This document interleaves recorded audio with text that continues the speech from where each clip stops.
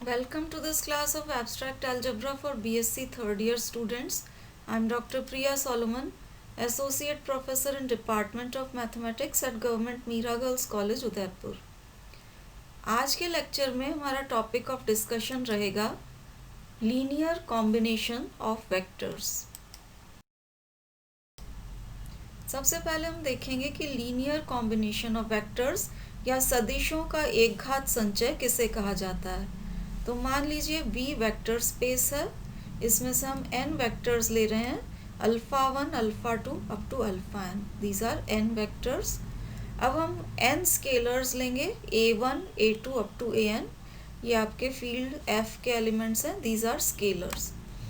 अब इनको अगर इस तरीके से कंबाइन किया जाए a1 alpha 1 plus a2 alpha 2 plus an alpha n, इसको हम सिंबॉलिकली इस तरह से लिख सकते हैं sigma i is equal to 1 to n a i alpha i। तो ये जो कॉम्बिनेशन बना है ये कहलाता है linear combination of vectors alpha 1 alpha 2 up to alpha n।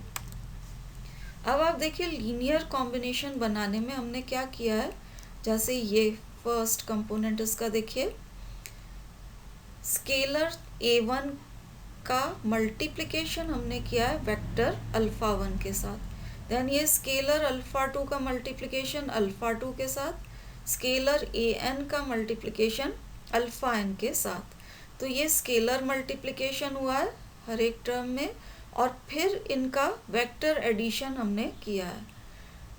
तो लीनियर कॉम्बिनेशन बनाने में scalar multiplication as well as vector addition involve होते हैं। अब वेक्टर स्पेस आपकी क्लोज्ड होती है with respect to both vector addition as well as scalar multiplication, और लीनियर कॉम्बिनेशन बनाने में यही दोनों चीज़ें इन्वॉल्व हुई हैं, vector addition and scalar multiplication. तो ये जो एलिमेंट आएगा जिसको हम सिग्मा ए आई अल्फा आई से डिनोट कर रहे हैं, this will also be an element of the vector space, क्योंकि vector space is closed with respect to both these operations, vector addition and scalar multiplication. अब लीनियर कॉम्बिनेशन का एक एग्जांपल देखते हैं। जैसे हम ये एलिमेंट लेते हैं V3R का, 3 डायमेंशनल स्पेस है, तो इसका एलिमेंट हमने लिया है 1 2 3। अब ये है linear combination of the vectors 1 0 0 0 1 0 and 0 0 1।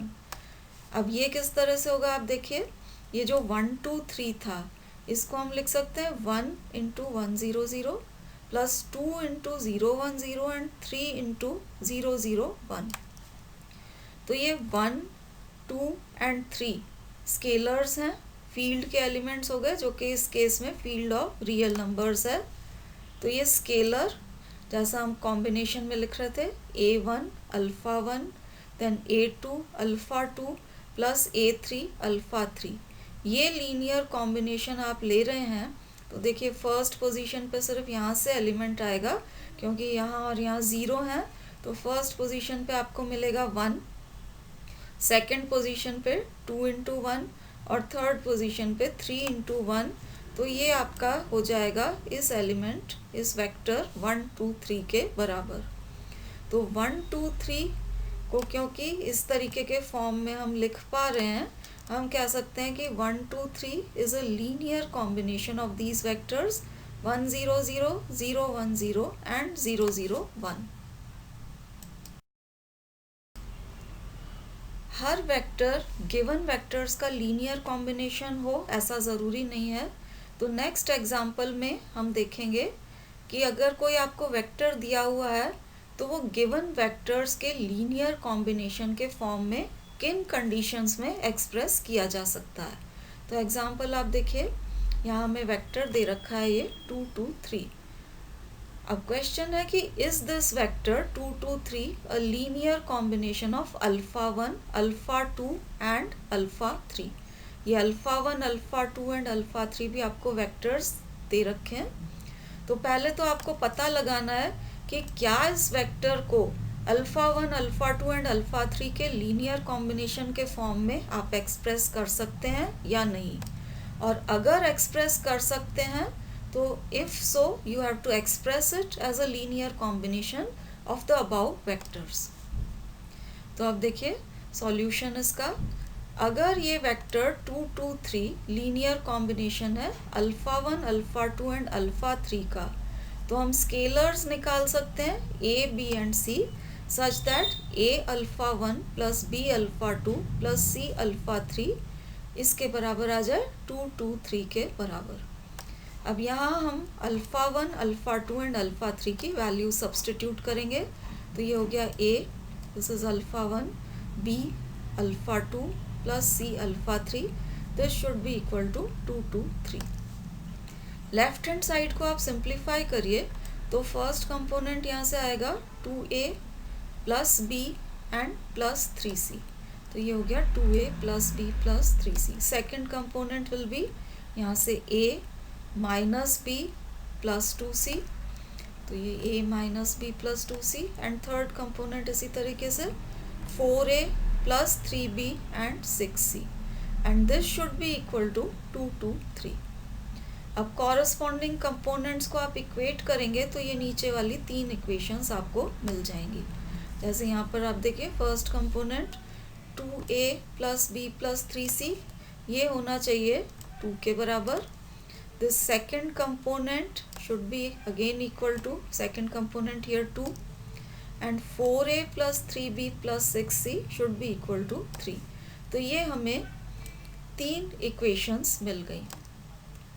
अब आप देखिए ये 2 2 3 will be a linear combination of alpha 1 alpha 2 and alpha 3 if these equations ये जो आपको मिली हैं इनका हम सॉल्यूशन निकाल सकें। इक्वेशंस का सॉल्यूशन जब हम निकाल पाते हैं तो सिस्टम ऑफ इक्वेशंस कहलाता है कंसिस्टेंट। इसलिए this vector 2 2 3 will be linear combination of alpha 1 alpha 2 and alpha 3 if and only if this above system of equations is consistent, अगर हम इसका सॉल्यूशन निकाल पाएँ। And condition of consistency for a system of non homogeneous linear equations हमने first year में पढ़ा था matrices पढ़ते समय। कंडीशन ऑफ कंसिस्टेंसी होता है कि equations are consistent when rank of the augmented matrix is equal to rank of the coefficient matrix. अगर संवर्धित मैट्रिक्स की जाति गुणांक मैट्रिक्स की जाति के बराबर आए तभी आप इस टाइप से ये जो नॉन होमोजीनियस लीनियर इक्वेशंस हैं इनका सॉल्यूशन निकाल सकते हैं, तभी एक सिस्टम ऑफ इक्वेशंस कंसिस्टेंट होगा। तो अब हम इसकी ऑगमेंटेड मैट्रिक्स लिखेंगे।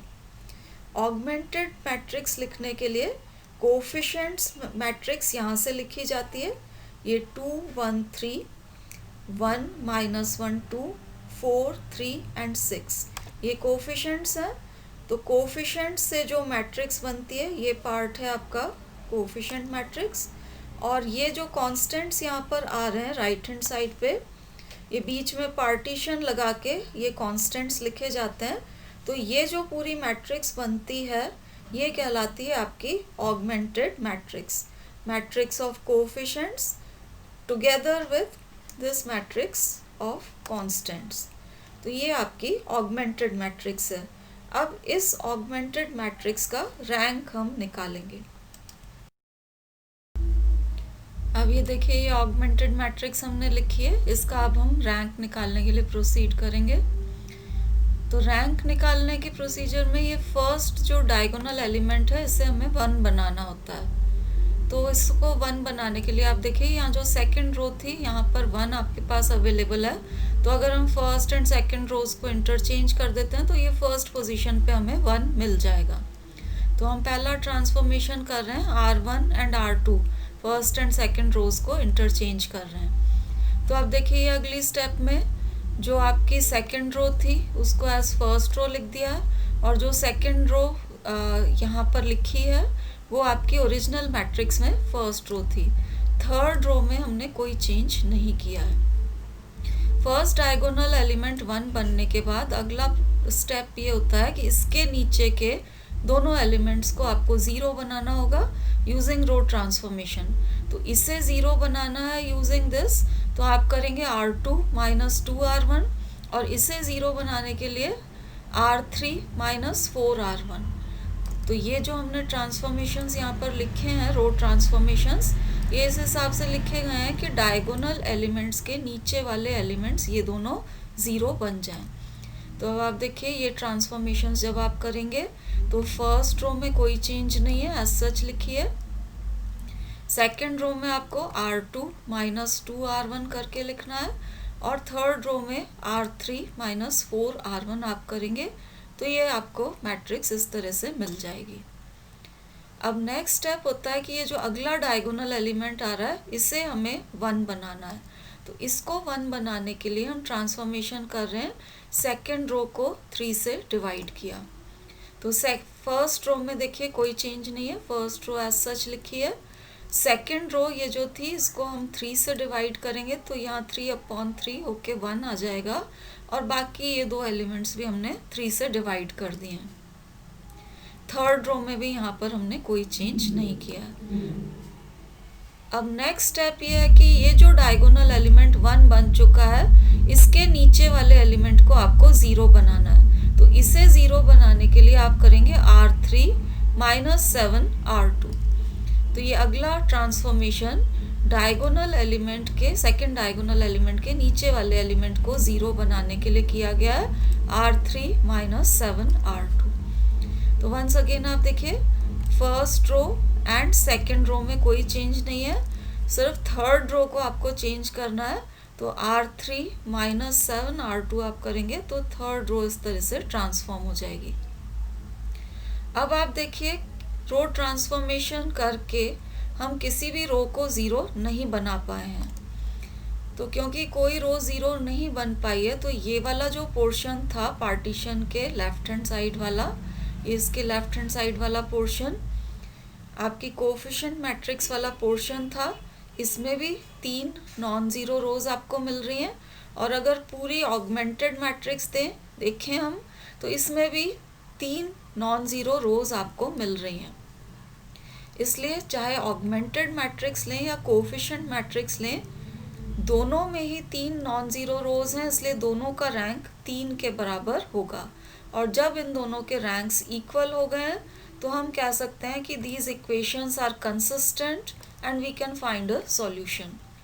तो अब इनका सॉल्यूशन निकालने के लिए प्रोसीड करते हैं। तो अब आप देखिए ये जो फर्स्ट रो है, इससे आपको इक्वेशन मिलेगी a minus b plus 2c this is equal to 2। तो ये हमारी पहली इक्वेशन आ गई। सेकेंड रो से दूसरी इक्वेशन मिलेगी 0a plus b minus 1/3c is equal to minus 2/3, this is the second equation. और थर्ड रो से आपको मिलेगा 1/3c is equal to minus 1/3। इनको सॉल्व करके a, b एंड c की वैल्यूज निकलेंगी। तो सबसे पहले आप इक्वेशन नंबर 3 से देखिए, c की वैल्यू हम निकाल सकते हैं। c आ जाएगा आपके पास इक्वल टू -1। अब इक्वेशन नंबर 2 में आप देखिए, यहाँ से आप b कैलकुलेट कर सकते हैं। तो इक्वेशन 2 से आप b निकालें, b की वैल्यू आ जाएगी 1/3c माइनस 2/3, और c क्योंकि यहाँ -1 आ चुका है, इसको आप सब्सटीट्यूट कर दें तो ये b की वैल्यू आ जाएगी इक्वल टू -1।